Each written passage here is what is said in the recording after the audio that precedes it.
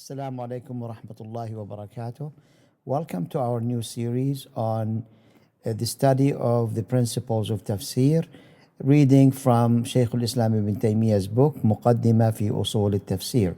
There will be 2 lectures a week, one on Saturday at 7:30 p.m. and one on Tuesday at the same time, 7:30 p.m.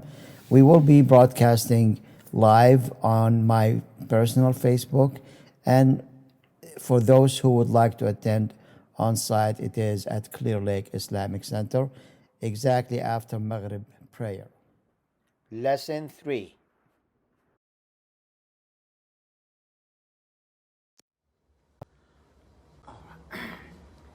بسم الله الرحمن الرحيم الحمد لله رب العالمين والصلاة والسلام على رسول الله وعلى آله وصحبه ومن والاه.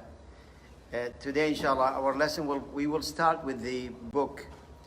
And I promise to speak a little bit about the life of Shaykh al-Islam ibn Taymiyyah and the environment that he was born in from different perspectives, political, social, and intellectual. But I will actually have that for a separate YouTube post, inshallah. But so we won't waste any time. We will start, inshallah, with the book.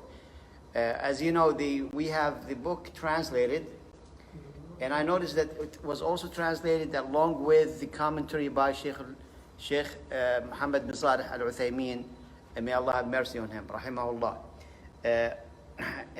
But I will do my own translation of the actual text. I will actually also benefit from the commentary of Sheikh Ibn Uthaymeen in the book and go over it. And as I said, we will inshallah also study the commentary of Dr. Salih al-Sheikh, as well as the benefits and commentary of Sheikh Abu Tariq Ihsan al-Utaybi. So we will go inshallah and start with it. Shaykh al-Islam ibn Taymiyyah started by saying, I will read the Arabic and then translate and then comment little by little inshallah on the text. He says, Bismillah ar-Rahman ar-Rahim, Rabbi yassir wa a'in bi rahmatik. Alhamdulillahi nasta'inuhu wa nastaghfiruh. Wa na'udhu billahi min shururi anfusina wa min sayyiati a'malina. Man yahdihillahu fala mudilla lah, wa man yudlil fala hadiya lah. Wa ashhadu an la ilaha illa Allah wahdahu la sharika lah. Wa ashhadu anna Muhammadan abduhu wa rasuluh. Sallallahu wa sallama alayhi tasliman. So the sermon, the beginning, it's a tradition of so many of the scholars that they will start with this prayer. And I translate, and probably you've heard it many times during khutbah Jum'ahs and several other occasions. It's called khutbatul haja. It's called the prayer or the sermon of the need. And it goes as this, in the name of Allah, the most gracious, the most merciful. That's not part of it, but that's what he wrote. All praise is due to Allah. We seek His assistance and His forgiveness. We seek refuge in Allah from the evil of ourselves and the evil of our actions. Whomsoever Allah guides, none can misguide him. And whomsoever Allah allows to be misguided, none can guide him. I bear witness that none has the right to be worshipped except Allah alone, who has no partners. And I bear witness that Muhammad is His slave and messenger. May the peace and blessings of Allah be upon him. Sallallahu ala Muhammad. So Shaykh al-Islam began with this prayer, which is called the Sermon of the Need. It is seeking Allah's help and forgiveness in fulfilling this need. And what is this need? It's him writing this book. He wants to seek Allah's forgiveness and wants to seek Allah's help and aid and guidance in fulfilling and completing this task of writing this introduction to the tafsir or the principles of tafsir. And why forgiveness? Because it's often that people may commit mistakes. So we begin by asking Allah to forgive us from the beginning if we ever make a mistake in anything that we do, and we start this with this prayer. And seek His guidance and seek His help. So we benefit from this prayer by knowing that nothing happens without Allah's help and assistance and guidance. Nothing can ever happen. Any good thing that we embark upon, or any task that we embark upon, we should always seek Allah's help. We should always seek Allah's help. That's why even in the prayer, that we seek Allah's help, that we do our prayer correctly. And that's why, the prayer starts with, Al-Fatiha, إِيَّاكَ نَعْبُدُ وَإِيَّاكَ نَسْتَعِينُ, right? You we worship, and only you we seek for help. So in everything, we worship Him and we seek His help, that He will make this act of worship only sincere for His sake and correct. And that's why also when we complete the prayer, we always say Astaghfirullah, right?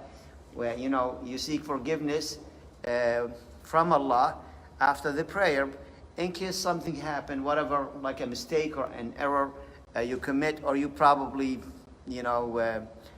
were not focused in the prayer and things like this. So one must seek forgiveness in all matters. So that's what we should learn.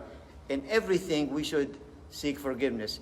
And remember when Allah subhanahu wa ta'ala commanded Prophet Muhammad sallallahu alaihi wasallam to seek forgiveness after he completed his mission. إذا جاء نصر الله والفتح ورأيت الناس يدخلون في دين الله أفواجا فسبح بحمد ربك واستغفر إنه كان توابا. That if the victory of Allah comes to you and you see people coming to Islam in multitudes, group after group, then at that time glorify your Lord, praise Him, and then seek His forgiveness. You see, any good deed that you complete, you ask Allah to forgive you. Because sometimes we may feel like we did something good, which is good to feel like you did something good, but not to be arrogant about this. So you seek Allah's forgiveness because you want to humble yourself. After every good deed that you have done, you humble yourself and you ask Allah to forgive you. So I can see how he started this book with this prayer. We praise Allah subhanahu wa ta'ala that He allowed us to study His book, to learn His book. And we know that we will never be able to understand it without His help. That is something that is important. Without the guidance of Allah, you will never be able to understand the book of Allah. And it was said that Shaykh al-Islam ibn Taymiyyah used to go to the distant masajid, just to seclude himself. And there he would sincerely ask Allah to give him the guidance of the Quran, to give him the understanding of the Quran. He used to say that I would read 100 forms of tafsir for one verse. 100 different kinds of tafsir for one verse. And then after that, I ask Allah to guide me and give me the correct understanding. So without Allah's guidance, we will never be, understanding His message or learn it. So that is an important prayer that we start with. We always declare submission to Allah. And that's part of the prayer, is that when you say, Ashhadu an la ilaha illallah wa ashhadu anna Muhammadan Rasulullah, that you conclude that prayer of al-haja, prayer of the need, by declaring your submission to Allah subhanahu wa ta'ala, humbling yourself to Him, and declaring your following of the example of Prophet Muhammad sallallahu alayhi wasallam. So then he goes to say, and I'll read in Arabic, فَقَدْ سَأَلَنِي بَعْضُ الْإِخْوَانِ أن أكتب له مقدمة تتضمن قواعد كلية تعين على فهم القرآن. فقد سألني بعض الإخوان أن أكتب له مقدمة تتضمن قواعد كلية تعين على فهم القرآن. There are so many grammatical benefits that we can learn, but I don't want to go that path. We will never, end the book. So, but you can see his language is very, very strong. So here muqaddima, and it can also be muqaddama, and we will see the difference. ومعرفة تفسيره ومعانيه والتمييز في منقول ذلك ومعقوله بين الحق وأنواع الأباطيل والتنبيه على الدليل الفاصل بين الأقاويل فإن الكتب المصنفة في التفسير مشحونة بالغث والسمين والباطل الواضح والحق المبين. I will only be able to actually go over this paragraph for this lesson. So we will cover this paragraph, only this one, for this lesson. So he says, I translate, he says, I was asked by some of the brothers to write an introduction that would include general principles. In the translation you have there, it says comprehensive principles, and I disagree with that. Because these principles are not comprehensive. Because you could find in other books by Shaykh al-Islam ibn Taymiyyah, he mentions other principles that he goes through, but this he finds as general principles. So we can, the translation better here, kulliya could be, best in this context. It could be translated into general rather than comprehensive, even though comprehensive could also mean that. So, to assist in understanding the Quran and in learning its tafsir. And we mentioned the meaning of tafsir last time. And meanings, in its tafsir and meanings. Such principles should also help in recognizing or distinguishing between recognizing the truth from all kinds of falsehood. In the text-based understanding, in al-manqul wal-ma'qul. Al-manqul I translated it into, and we're talking about material in the books. We're not talking about the evidence. We're talking about the material in the books. You could find some of it is manqul and some of it is ma'qul. So it says, in the text-based understanding, as well as logic-based understanding, while at the same time alerting the reader to the decisive evidence that distinguishes between all the statements found in the written books of tafsir. Such books have gathered indiscriminately all kinds of good and bad, truth and falsehood. So you could find all kinds of good and bad in these books, indiscriminately. You can probably sometimes, if you're not an expert, you will not find what is good and what is bad. He will explain that later on, actually. You have to become really, well-rounded of the knowledge of Arabic, the knowledge of tafsir, the knowledge of the sunnah, and the knowledge of aqeedah, actually, to be able to recognize between all of these. So, and then he goes to say, such books have gathered indiscriminately all kinds of good and bad, truth and falsehood. We explain this. In this paragraph, he states he wrote this book actually as a response to a request of some of the brothers. Some people asked him for a book that can help them understand, have general principles to understand when they read the books of tafsir, that they can recognize between all of these things. So that is the purpose. So this book actually was an answer to a request. This was the method of Ibn Taymiyyah, and a few other scholars also had the same way. Is that when they somebody asks them a question, they don't just give a quick answer. And I like this about these scholars. They don't just give you a quick answer or a ready answer. They take their time because they want to benefit the people. They take their time. So for that request, he wrote this book. And this happened multiple times with Ibn Taymiyyah, rahimahullah. Al-Aqeedah al-Wasitiyya, the famous book, you know the book, right? It's even translated into English. Al-Aqeedah al-Wasitiyya was actually an answer to a question by one judge from Wasit, a city. One judge from Wasit who sent him requesting Ibn Taymiyyah to write a brief about the Aqidah of Ahlul Sunnah wal Jama'ah.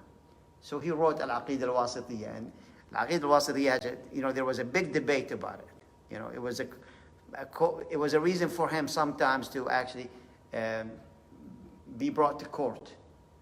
And a few of his books and fatwa actually brought him and put him in some hot waters, let's say, or in trouble with the court, in trouble with the judges, in trouble with other scholars who had several motives. And I can tell you that Shaykh al-Islam ibn Taymiyyah, for the most part, was on the right side So we'll go through this, inshallah. You judge someone by what they write and by the evidence that they use. Okay. Al-Risala al-Hamawiyya, same thing. People from a city called Hama sent him a letter asking him to explain to him the attributes of Allah and the names and attributes of Allah. Similarly, Al-Risala al-Tadmuriyya, another city, Tadmur. I think it's Palmyra. Tadmur is Palmyra. That's the Roman name for it. Hama, Tadmur, Wasit. These are cities. And also, he wrote books in response to an incident. Like there was a story of this man who cursed the Prophet Muhammad sallallahu alaihi wasallam. And there was a big issue about it. And Shaykh al-Islam wrote a book, it's about 500 pages, talking about how this should be looked at, and how this should be judged and understood, and gathering all kind of evidence. And the name of the book is As-Sarim al-Masdul, which is the unsheathed sword against those who curse the Prophet or Rasul sallallahu alaihi wasallam. Minhaj al-Sunnah al-Nabawiyya, he wrote it in refutation of deviated sects regarding certain issues in Aqidah. That's how he wrote his books. And it was, one thing that I like about this is that how the scholars of the time, like Ibn Taymiyyah, were always ready and willing to address people's needs and concerns. They didn't take your question lightly. They would actually give it deep thought. And if you'll see from this, how he answered this, how he wrote this book, how deep he is. When he goes and he uses like a constructive way of writing. A constructive way of writing. So he goes from the basis and he starts building on. And you will see this in this book, actually. So that's what I liked about them. Even in addressing people's financial needs and social needs, Ibn Taymiyyah was in the forefront of helping people. Not just helping them learn Islam and their knowledge, but also helping them in other areas in their life. This treaty is an introduction, actually, and in Arabic it is muqaddima, which actually means the first chapter that you find in the book, that it will introduce the book. Okay, it will introduce the book. It will talk about the subject of the book. So the first chapter in the book is called muqaddima, right? It introduces the book. It's like a preface. It talks about the structure of the book and things like this. It gives an insinuation that he is writing a book on tafsir, if you say muqaddima, okay? And this would be the introduction. While in the second pronunciation, muqaddama, it is like something he puts forward in case there will be a book about tafsir. This will help. This will help in setting the tone for that book, setting the course for that book. So you see the difference between muqaddima and muqaddama. So he puts something forward. And it's like a preliminary to a book that could be written on the topic sometimes later. So now this leads us to the question, did Ibn Taymiyyah write a book on tafsir? This is an important question. Some actually said that Ibn Taymiyyah wrote a book that was about 30 volumes on tafsir and it got lost. There's no way you can prove this. Because if Ibn Taymiyyah spent a lot of time in prison. A lot of time in prison. Some say he wrote it on the wall. And that's not acceptable. Some say he wrote it in his mind, and then he dictated it. That is not acceptable. But we can say that Ibn Taymiyyah, rahimahullah, did write tafsir on certain verses, did write tafsir on certain surahs, yes, but not the whole Quran. But he gathered, Ibn Taymiyyah himself gathered about 30 volumes. Now this is the number where it came from. 30 volumes of narrations and reports of tafsir from other scholars for his own use, not to be printed or published, for his own use. And when they found it, they would find like he dubbed it as at-tadhkira, the word at-tadhkira, which means this is a reminder. This is for his own use. And he used it in case he would write a book on tafsir. But actually, Shaykh al-Islam ibn Taymiyyah, rahimahullah, regretted that he did not write a book on tafsir.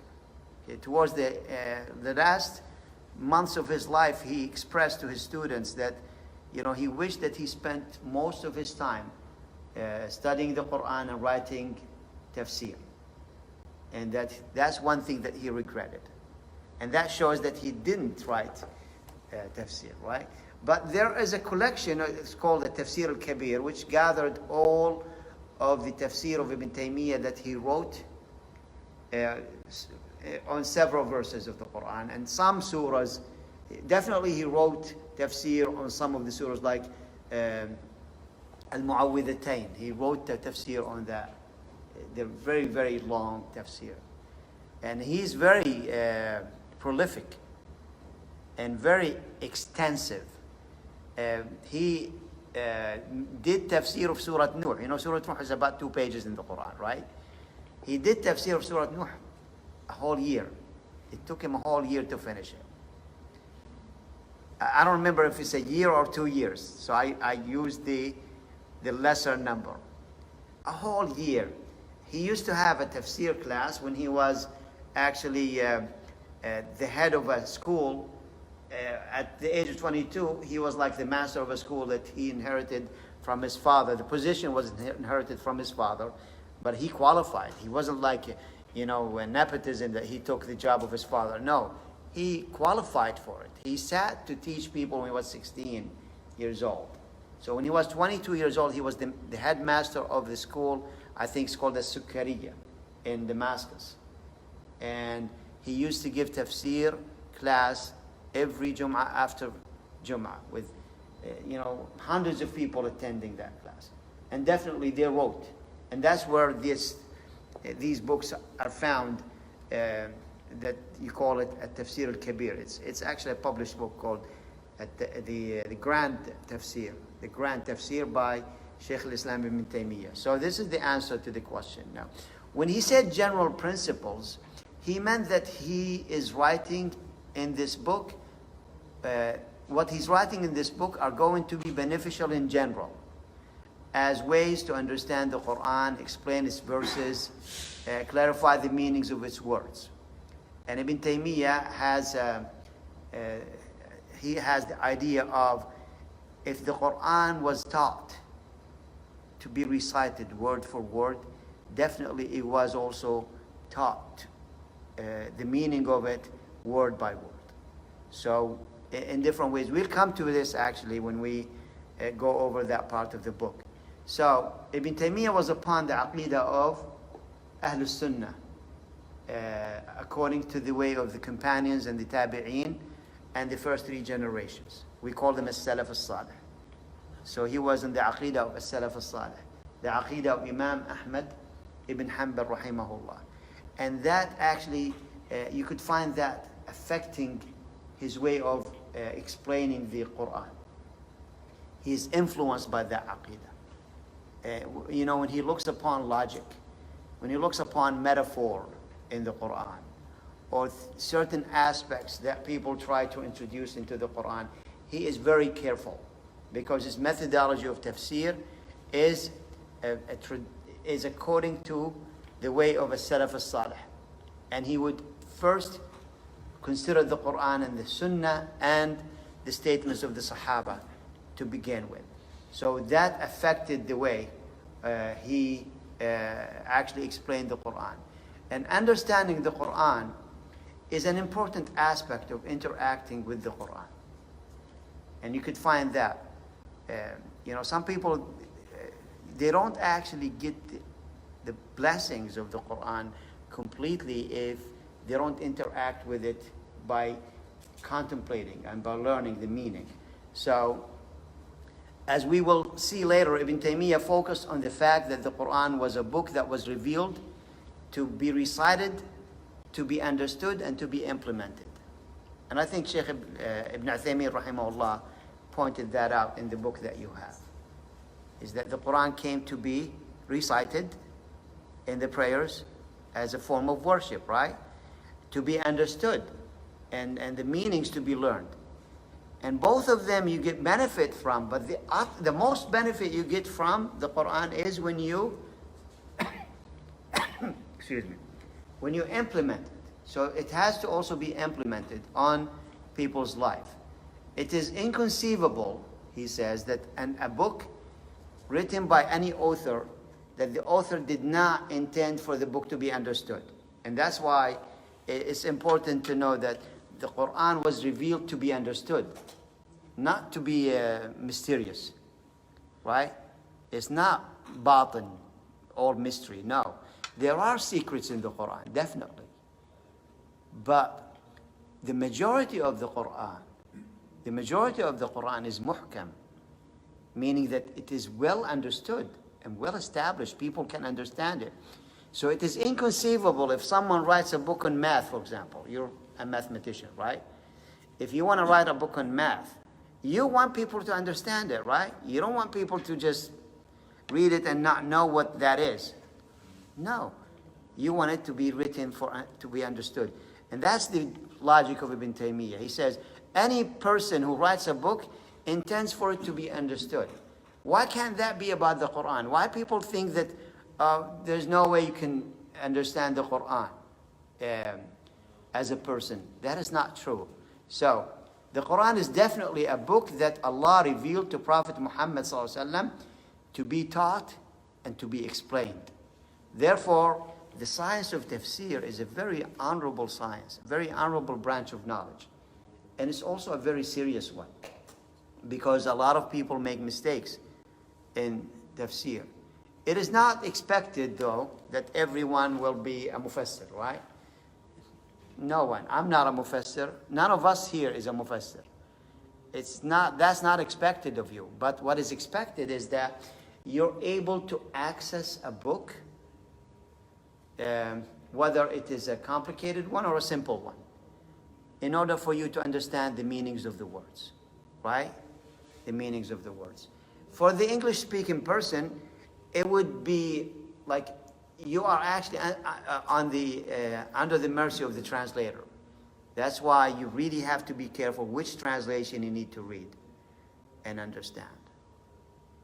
And there might be some translations that you find the English weird, but at least they may give you correct information. And you'll deal with the weirdness of the language, right? Some people, they go, okay, I'm going to pick this translation because it's easy for me to read it. But are you getting the accurate meaning of the Quran in it? No. You can have this as something you read for language purposes, to give you a general idea, but always find a book that is that you trust it, that's dependable. And we'll talk about this later, actually, when we come to the translations, which translation can be actually trusted. So, at least you should have access to a book that has, like a dictionary, that gives you the meanings of the meanings of the words in the Quran, or access to someone that can teach you some meaning of the verses of the Quran. It's easy to understand. Allah subhanahu wa ta'ala made the Quran easy to understand, easy to read, easy to recite, easy to memorize, easy to understand. Again, take you back to the beginning. You have to seek Allah's help and guidance. Even the most knowledgeable among the scholars used to ask Allah for guidance. Oh Allah, guide me, because it's a great responsibility what you teach people and what you tell people about the Quran. Okay, we got this so far? Understood? Any question on this so far? All right, so we go forward. There are definitely books of tafsir that are included within them much of the truth. That was based on clear evidence from the Quran, from the Sunnah, from the statements of the Sahaba, from the consensus of the Muslims of the first generations. Okay, like Tafsir ibn Jarir, for example. I mean, some people criticize Tafsir ibn Jarir. They say that it has a lot of Israeli reports. But for the general part, Tafsir ibn Jarir, and we will have maybe a special lesson, because he will talk about Tafsir ibn Jarir. Tafsir ibn Jarir is a very comprehensive tafsir that gives you all the ways of tafsir. And every mufassir depended on Ibn Jarir later on, except for the very early ones, like Al-Baghawi.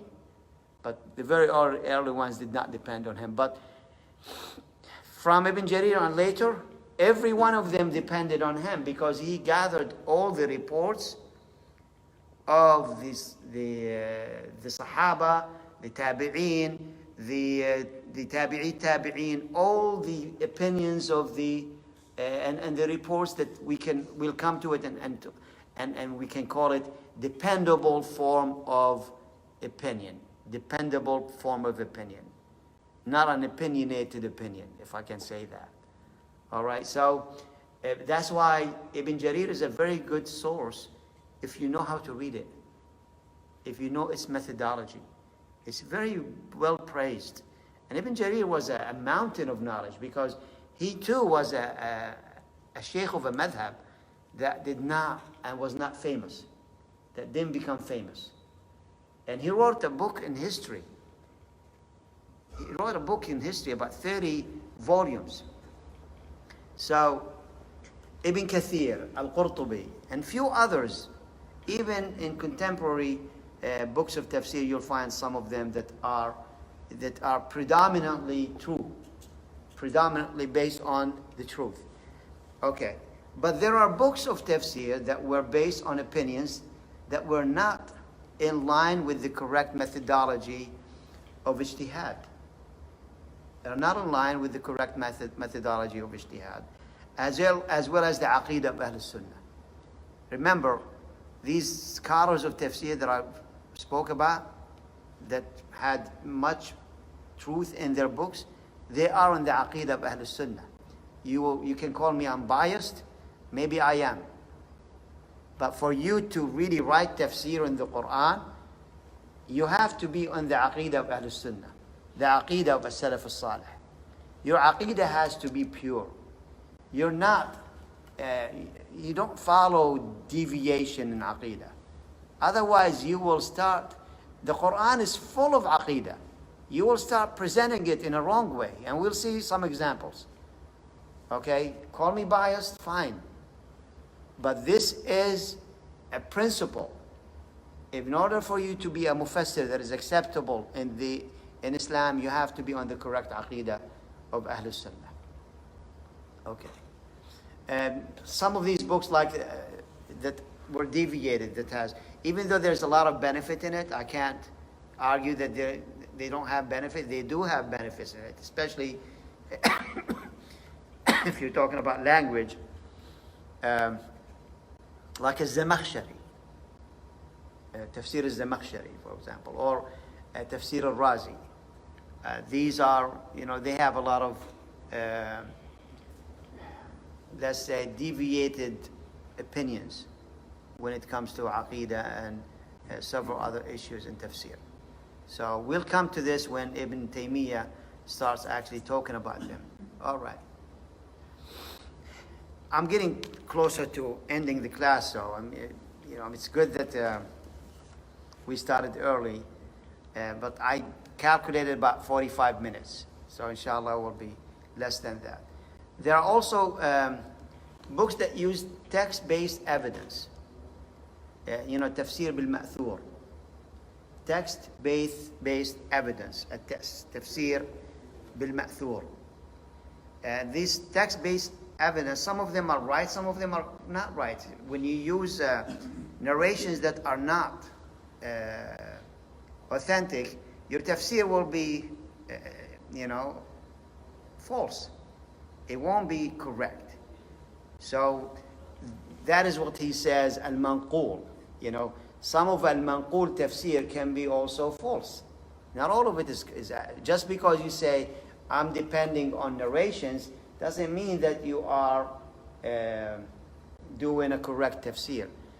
A lot of these narrations come from Israel, the people of the book sources, right? Al-Isra'iliyat, we call them al-Isra'iliyat, the people of the book sources. What do we do with that? All right? So we have to be careful about these. So,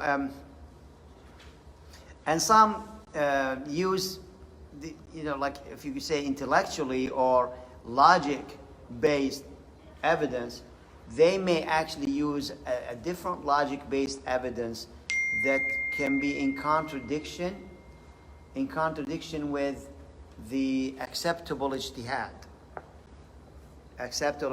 Especially if it goes in contradiction of the Quran, in contradiction of the Sunnah, the authentic Sunnah, or in contradiction with the consensus, al-ijma'.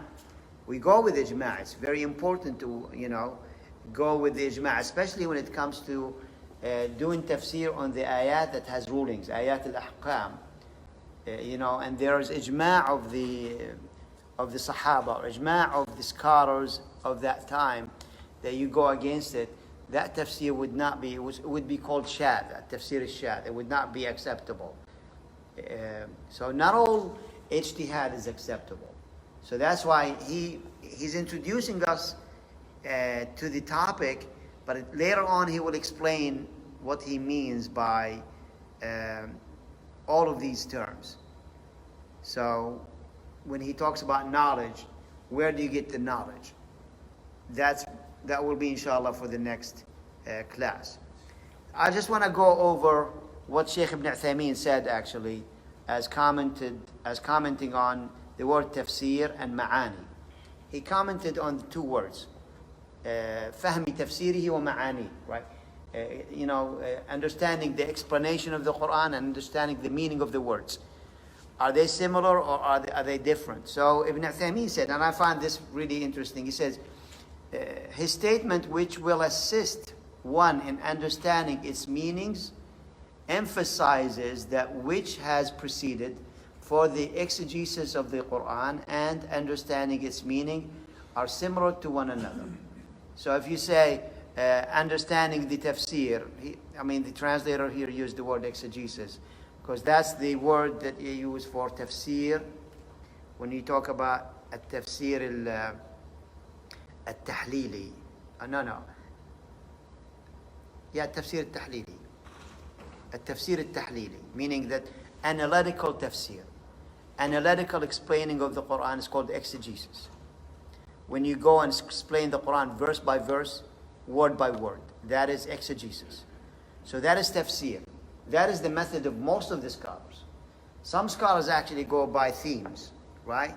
But that is until later. We'll talk about this later when we talk about the thematic tafsir of the Quran, the thematic tafsir of the Quran. Ibn Taymiyyah mentioned that towards the end, but we will see inshallah. So when we talk about exegesis and tafsir, is it the same as learning the meanings of the words? Ibn Taymiyyah said this just the same. There's no difference. But I find there might be some difference. There might be some difference in it. So he goes to say, and these meanings and rulings contain in them wisdom and khafaya. The word that the translator used for khafaya is mysteries. I don't like the word mysteries to be used in the same context in the Quran. Because mysteries in English has a different connotation. like something that mysterious that no one will understand. But no, that is not true. That is not true. It's called khafaya. Khafaya means subtle things in the Quran that you won't really know them when you first read the Quran. You will have to actually think deep. You will have to actually think deep in the ayat to get that subtlety. Yes? Yes. To get to that subtlety, understand it. But it's not mystery. That's why I don't like. Please note that if you want on your book. When he wrote, Ibn Uthaymeen actually Ibn Uthaymeen did not use mysteries. He used khafaya. Khafaya means subtle notions, subtle ideas that it takes time for you. You have to contemplate, you have to think. And that's what Ibn Taymiyyah was actually asking Allah to guide him to. Guide him to know this subtlety of the Quran. Okay, so what I say here is there are two words that actually, biblical people or biblical scholars use for this. Two words. And we can use them to understand a point here. Exegesis and eisegesis. Have you heard of these words? Exegesis and eisegesis. Let me give you the example. In Islam, exegesis is good and fine. Eisegesis is problematic. Why?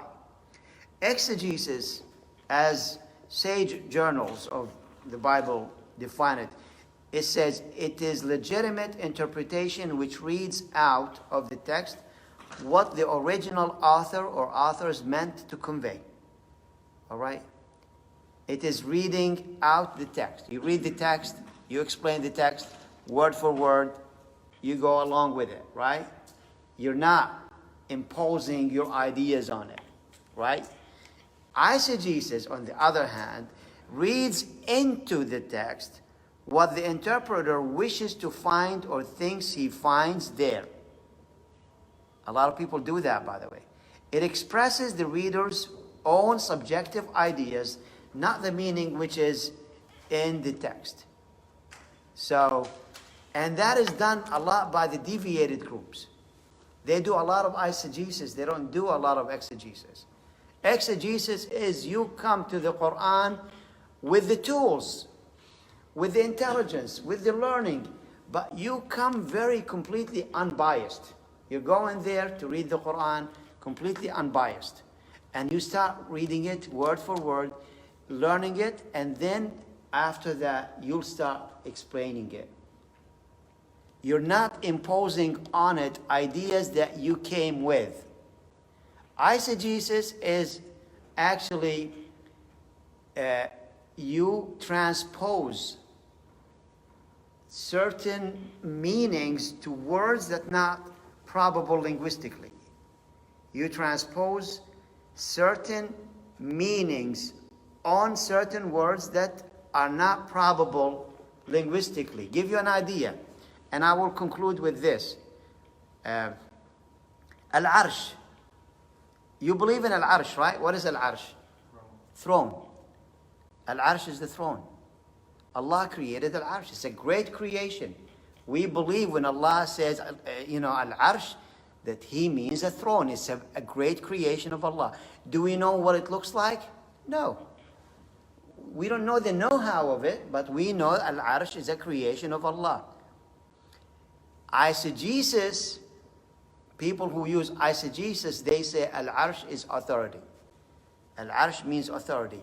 Nowhere in the Arabic language, and I can challenge everyone from now until the Day of Judgment, nowhere that Al-Arsh in the Arabic language means authority, sultan.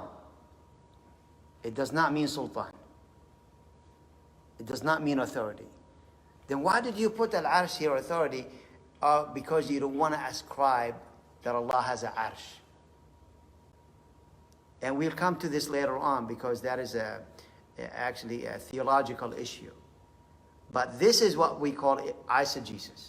When you transpose a meaning in your mind, you already have formed an idea in your mind, Now you're looking into the Quran with that idea in your mind, and as you read, oh, okay, this means that, and that's the ayah that proves it. That is eisegesis. You cannot do that. It's called, Ibn Uthaymeen spoke about this actually multiple times when he said, people come to the Quran with a preconception, and then they look at the Quran with that preconception. So they're prejudiced. You should go to the Quran and read it without any prejudice, without any bias, and let the Quran speak to you. Get your knowledge from the Quran. You're not going to judge the Quran. The Quran will judge you. You're using your mind not to transpose your ideas on the Quran, but rather to understand the ideas of the Quran, the khafaya of the Quran. You understand the meaning, the difference between the two? And that's what Shaykh al-Islam actually pointed out in that first paragraph. That will conclude our lesson for today. We only finished the first two paragraphs of the book. Inshallah, on Tuesday we'll continue with the different branches of knowledge that Shaykh al-Islam ibn Taymiyyah spoke about, and how that affects your handling of the tafsir of the Quran. جزاكم الله خير وبارك الله فيكم والسلام عليكم ورحمة الله وبركاته.